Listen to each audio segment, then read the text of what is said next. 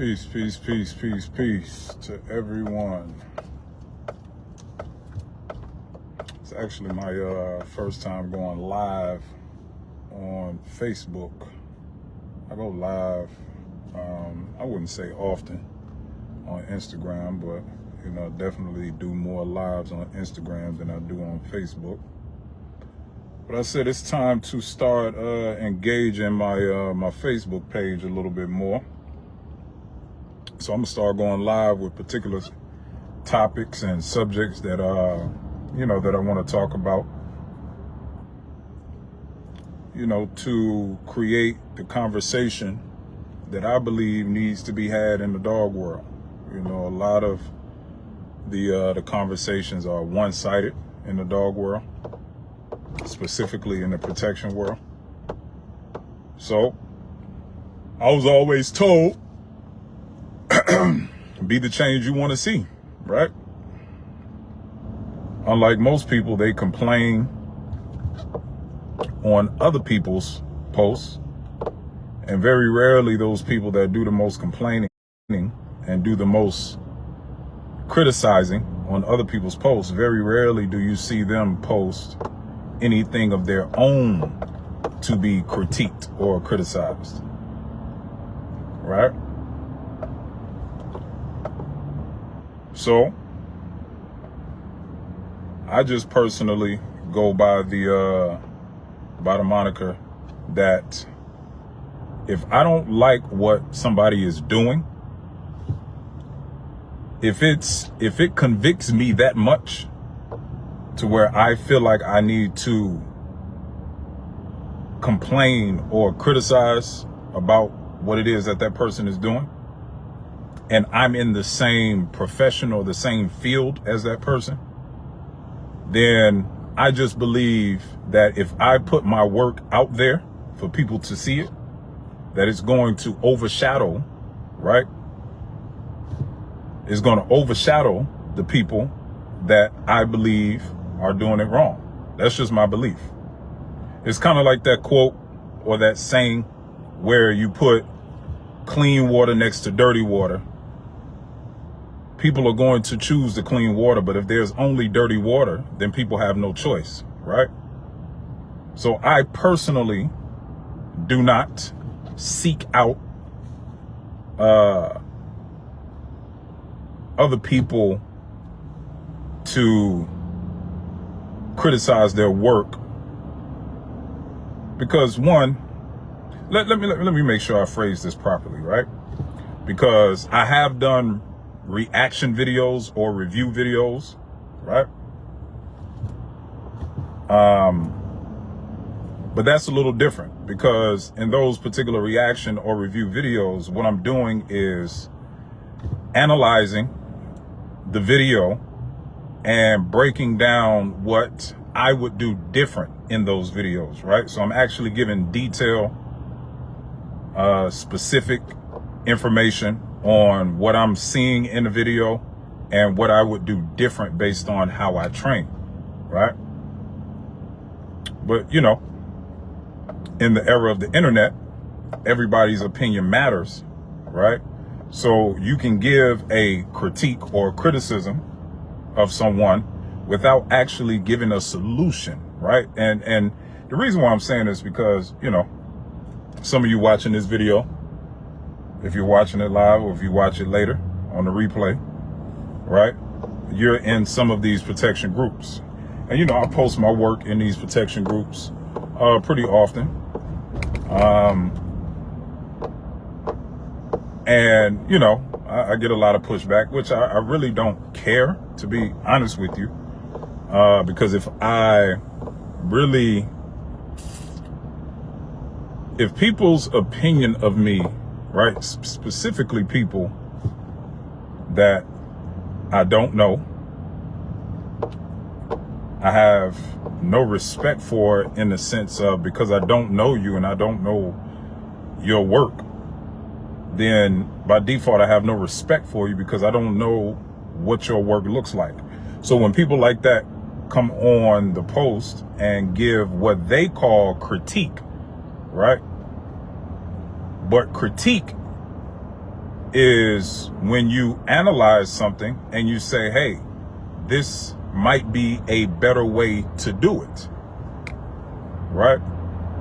But it's not critique when you come on and say, you're a shit trainer, you're a clown, do better, right? That's not critique, right? That's just being a fucking douchebag. So anyway, for me, if I see somebody doing, you know, something that I don't like and I feel like I can do better, then I'm just going to put out the work or the product that I believe is better than the person that I consider is doing subpar work, right? That's just how I do. Again, put the clean water next to the dirty water. Everybody's going to choose the clean water, right? Because it's a clear difference between what is right and what is wrong, right? It's a clear difference. You put the clean water next to the dirty water. It's a very distinct difference between the two, right? So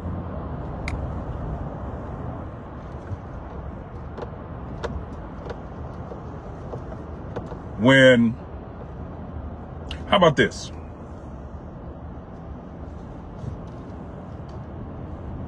There's two different types of training styles, right?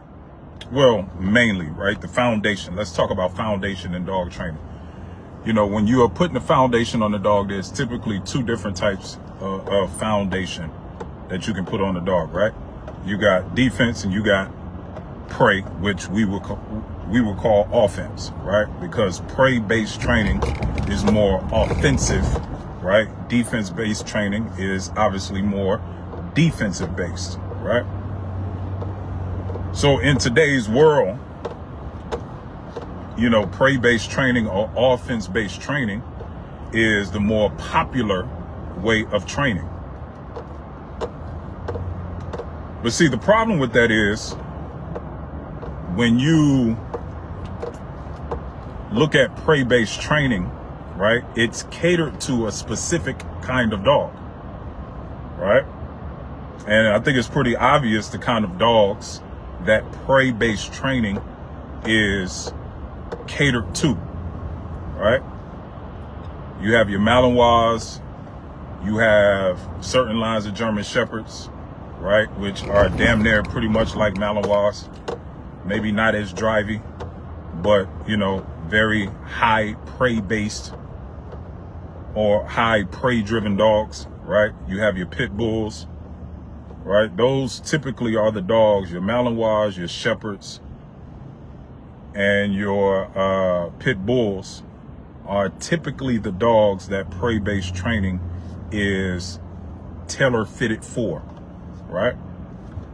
Prey-based training is not tailor-fitted for what I call the typical everyday dog, right? Now, German Shepherds, again, are a little different because German Shepherds, if I'm being honest, are probably, in my opinion, are probably the most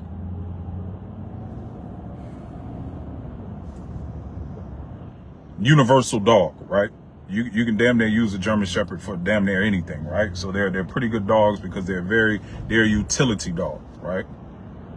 So German Shepherds can kind of go either way, right? But they still tend to be on the higher prey base, right? Or prey driven side of dogs, right? Very high energy, right? They typically still compare more to a Malinois or a pit bull based on the energy drive and the prey, right? The prey drive, than they would a Corso or a Presa or even Rottweilers, right? But you can get some Rottweilers that have high prey drive, right? But that's kind of hit or miss, right? That's typically not the MO of a Rottweiler, right? Rottweilers tend to be more neutral, right? Again, you can cultivate more prey drive in a Rottweiler, but you can also cultivate more prey drive in a Rottweiler as well, because they they are more defense-based dogs, right? They're mastiffs, right? For the most part, any type of mastiffs are going to be more defense-based, right? Naturally, because typically those dogs were used for estate guardian, right? They were used for protection, right? Personal protection. These dogs actually were bred specifically for defending, right? Whereas shepherds, right, or Malinois, and even though they're similar, but they're different. So shepherds are herders. Malinois are herders, right? Shepherds are more flock guardian type dogs, right? Whereas a herder were used to herd livestock. And maybe they did some protection, maybe. I don't think, when you look at herders, right, you look at border collies, you look at healers, you look at those types of dogs, those dogs are not typically used to protect the flock. They are used to herd the flock, right? So those dogs tend to be very mouthy, right?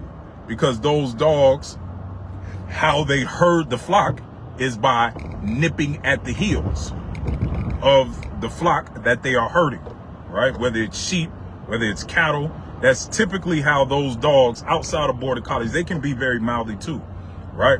But that's typically how the herder type dogs are used when they are herding the flock, right? So there's a difference between a shepherd and a herder, but there are similarities between the two, right? Again, because shepherds tend to be more utility dogs, they could go either way, because shepherds can be herders, right? But shepherds can also be protectors, whereas herders are generally just herders. That's pretty much what they do, right? It's very rare that you see outside of the new herders, right? Outside of the new Dutch shepherds. Well, again, Dutch shepherds, I don't really want to talk on Dutch shepherds because they have shepherd name behind it. But based off what I've seen, I haven't seen too many differences between a Dutch shepherd and a Belgian Malinois, right? They seem damn near like the same dog to me. Based off what I've heard, right? Dutch shepherds can be more defensive, right? They tend to have more defense drive than herders do, right? Because most herders have damn near no defense drive, right? It's very little, right? They are all prey, right? So because you have your herders and your shepherds, right? And in today's world, the training style is catered more towards the herder type mentality, right? When someone that doesn't train in that style because that style doesn't cater to the type of dogs that they prefer to train, right? It gets looked at as a negative thing. It gets looked at as, oh, that training style is shit, right? So, you know, these are all the things that I specifically hear when I post my content. So what my goal is, as I begin to do these lives more, is to really break down, one, the phrase defense all the time, right? Because if you know anything about my teacher, Gypsy Stratton, he is the, you know, I guess you can say he coined that phrase, right? Defense all the time. But what I would like to do is start breaking down what defense all the time means to me. And unfortunately, you know, you get a lot of people that when you say defense, they automatically go to the mentality of the dog and not the application of the dog, right? And that is something that happens almost every time I have a conversation, specifically with other trainers, because I don't know what it is, but it seems like trainers have a hard time getting out of the dog's head and getting more into the human's head. Because from my standpoint, if I'm not mistaken, right, protection is supposed to be about the human, not necessarily about the dog. Yes, the dog is a tool, and yes, we have to take into consideration what the dog is feeling, so that way, obviously, we can get the most out of the dog in front of us, right? So obviously, we have to take the dog's mentality into consideration, yes. But the dog is secondary, right? Because the human is coming to you to use the dog as a tool, right? But because the dog, the protection dog world has become more about the show, right? And this is something else that Gypsy used to say. It's not about the show, it's about the showdown, right? So what does that mean? That means most people are about the field, right? They're more about the sport aspect or the competition aspect of the protection world than they actually are about the protection of people, right? I would even say the vast majority of protection trainers don't really care about the protection of people. They're more into the dogs, which is okay. That's not why I do this, right? Yes, I love dogs, but I personally am more interested in protecting people than I am about showing dogs, right? That's me personally. So I understand when I post my content, I understand why people are so perplexed about how I train dogs, because in their mind, they cannot separate themselves from the dog, even though they are human, right? And they themselves are supposed to be using their dogs for protection. But most of them actually don't. Most of them actually will tell you that they will protect their dog before they protect themselves. And their dog is supposed to be a protection dog. Like, that's the weirdest shit in the world to me. I'll say that again, just in case you got confused. You will get a lot, and I will go out on the limb and say most so-called people that are in the protection world, whether they are a handler, right? Or whether they are a trainer, or whether they are both, right? You get a lot of these people that will literally sacrifice themselves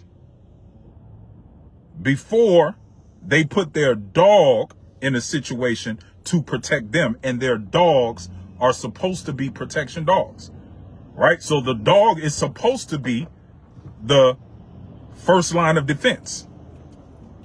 But you get a lot of humans that will sacrifice themselves to protect the dog, which, now, I don't want you to misconstrue what I'm saying. I'm not saying that if your dog is about to, let me think of an example, right? If your dog is in a situation where it can't protect itself, right?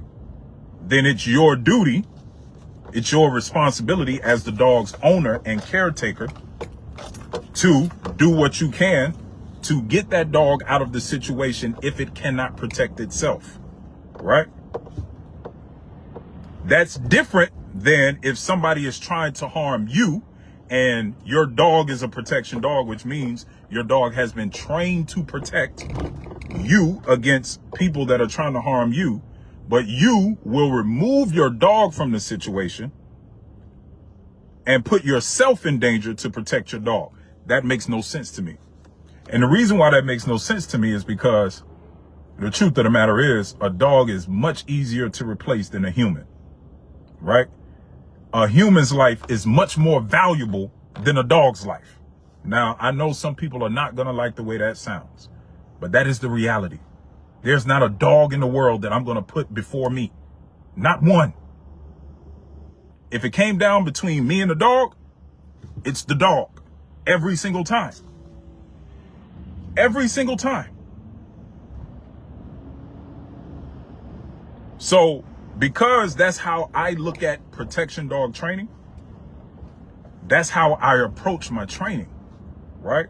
Whereas because most other trainers, it's more about the fellowship of dog training than it is the actual application of protection dog training, meaning that their motive is not to protect humans. Their motive is to compete or play with dogs and protect dogs. That is their motive, right? And again, I have to make sure I say these disclaimers, because you get some people that will come in and purposely look for the one thing to disagree on and harp on that, right? So let me make something clear. I'm not saying that I do not protect dogs. I'm not saying that I abuse dogs. That's not what I'm saying. What I'm saying is the human comes first. That's all I'm saying. So the training style that I choose to use caters to that mindset. The human comes first. So when someone comes to me, right, and says, hey, I want to get my dog trained in protection, right? In my mind, that means something has happened to where they feel like they need an extra layer of protection, right? An extra layer, not the only layer, but an extra layer of protection, right? Now, this particular portion of the conversation can go many different ways, right? Because there's so much nuance and there's so much detail in that particular part of the conversation, right? Again, when someone comes to me and says, hey, I've been researching this protection dog, thing, and I really want to get my dog trained in personal protection. To me, that means, for whatever reason, right? And obviously when I'm speaking to that person, I go into detail as to why they feel like they need a protection dog, right? I mean, it's obviously they feel like they're in danger. But, obviously I go into the detail as to what makes them want to pursue this protection dog training thing, right? So after having that conversation with people that come to me and want to get their dogs trained in protection, I have not once had anyone say,